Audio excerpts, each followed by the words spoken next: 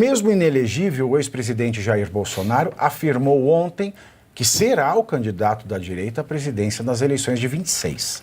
A declaração de Bolsonaro foi dada ao lado de Tarcísio de Freitas em evento de campanha de Ricardo Nunes, em São Paulo. Quando questionado sobre a próxima eleição presidencial, Bolsonaro respondeu que o candidato escolhido é o Messias. O presidente ainda criticou o presidente Lula por não ter substitutos na política. E também ontem, Marta Suplicy disse que Lula já tem herdeiro político e trata-se de Guilherme Boulos, candidato à Prefeitura de São Paulo. Segundo Martacha, Lula teria concordado com essa afirmação. Agora a pergunta é, será que a Janja concordou? E o Tachad? O Haddad, coitado. O Haddad sabe a parábola do filho pródigo? O Haddad é aquele que fica ao lado do pai, seja o que for, bicho. Na saúde, na doença, para qualquer coisa, é o Haddad, tá? O Haddad, ele é o boy de luxo do Lula. Mas essa crítica do presidente Bolsonaro, ela é válida, né? Porque é uma grande diferença em termos de formação de novas lideranças é justamente o que aconteceu. O Lula já teve todas as oportunidades do mundo de formar novas lideranças políticas, ainda bem que não o fez, né? E, por outro lado, o presidente Bolsonaro criou um exército de novas jovens lideranças políticas que vão ter muita voz aí para os próximos anos e décadas. Hoje o Tarcísio, para mim, é um dos grandes nomes da direita para ser candidato à presidência em algum momento. Depois da volta do Bolsonaro, eu acho que vai ser possível o Bolsonaro voltar em 2026. Como? Me explica. Tem... Eu gostaria muito, mas me explica como isso pode ser verdade. Isso pode acontecer se o Lula identificar que é mais fácil ganhar do Bolsonaro do que do próprio Tarcísio. Não é o Lula que decide isso. Óbvio que é, né? Quem está no poder é que decide. Quem está no poder é o STF. Então, mas é o STF que prefere muito mais Lula do que alguém da direita. Essa é a realidade. Mas com o Bolsonaro inelegível, o Bolsonaro não volta mesmo. Mas ontem, por exemplo, aí pode vir um Tarcísio atropelando, porque o Tarcísio hoje dá muito mais medo no Lula. Com o TSE podendo manipular a eleição do jeito que fez? E o Tarcísio não é bem à direita, pelo menos não em termos do que representa a pauta cultural, que é o que importa. Por que o Bolsonaro é um grande fenômeno e ele conseguiu, de fato, ser essa figura de contrassistema? Porque o contrassistema não é só o sistema formal político brasileiro que a gente acabou de debater aqui sobre administrações e essas coisas todas, mas é o sistema também de funcionamento cultural dentro de uma sociedade.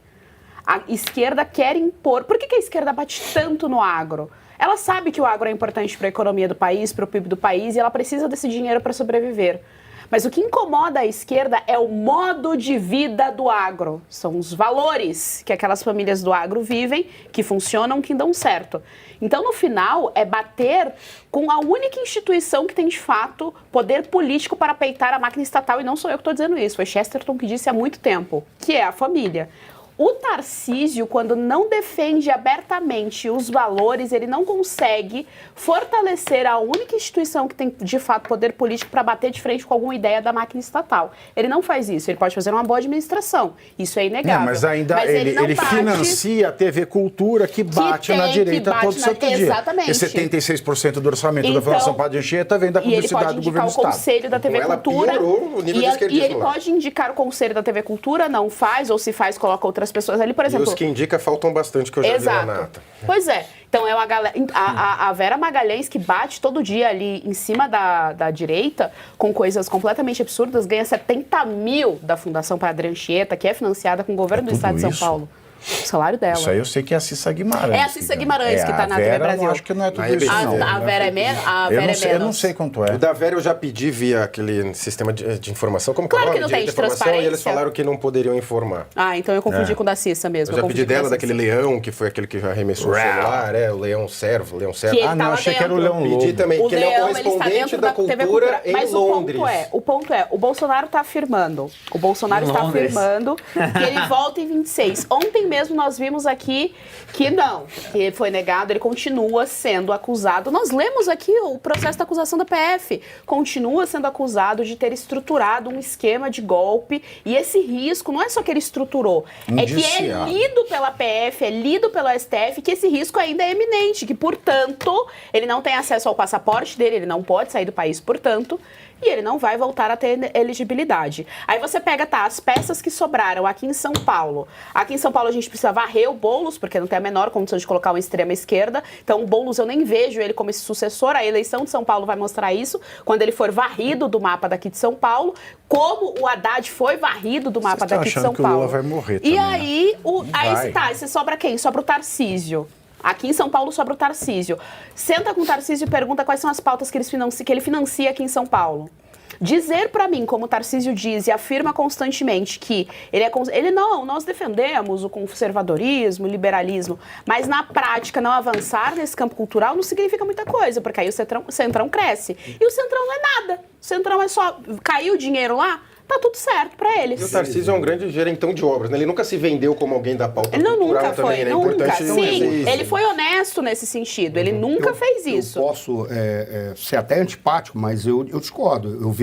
Eu tendo a seguir uma linha perto da que o Daniel falou, porque o problema agora vai ser um cálculo político que será feito. E o cálculo político vai decidir, afinal de contas, quem é aquele cara que é melhor para o Lula bater, admitindo que o Lula vai ser candidato. Será? E aí, aí o Lula vai negociar diretamente com essas personagens que são, teoricamente, instrumentos dele. Não são teóricos, cada um preocupado com o seu interesse. Então a gente acaba pensando assim, se eles acharem que o Bolsonaro é mais fácil do que o Tarcísio, que eu acho difícil, é uma discordância que eu teria. Bolsonaro, para mim, é o cara que vai realmente participar disso. É o cara que tem capacidade de ganhar.